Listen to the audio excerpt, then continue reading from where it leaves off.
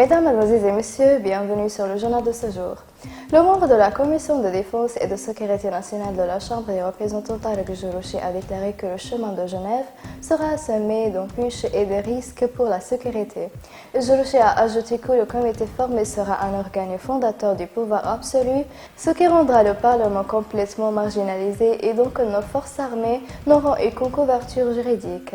Jorochi a demandé au Parlement de mettre en place un mécanisme et des conditions pour que le dialogue se déroule à Genève. Ce n'est que les résultats du dialogue 5+5 sur la sécurité militaire devaient être attendus. Le Parlement de la Commission de la Défense et de la Sécurité nationale, Tarek Jorochi, a souligné que la Chambre des représentants devrait être l'autorité pour ratifier les résultats du dialogue de Genève.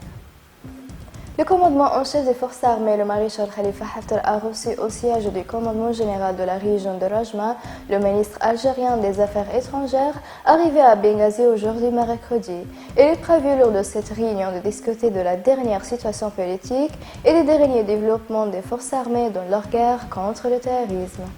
Des combattants des forces aériennes et des forces armées arabes libyennes ont pris pour cible mardi des véhicules militaires appartenant à la milice de Misrata au sud de la région de Zamzam.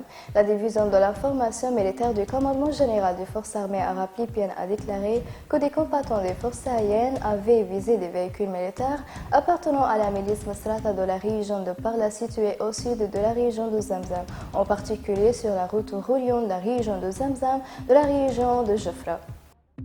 Le gouvernement libyen a annoncé mardi que la Chambre des représentants américaine avait adressé une invitation officielle au Premier ministre libyen Abdallah Thani à se rendre à Washington pour discuter de la crise libyenne. Le porte-parole du gouvernement a déclaré que la Chambre des représentants des États-Unis avait invité le Premier ministre du gouvernement libyen Abdallah Thani à se rendre aux États-Unis d'Amérique et à écouter la vision du gouvernement libyen de résoudre la crise dans le pays. Mesdames et messieurs, merci pour votre attention et au revoir.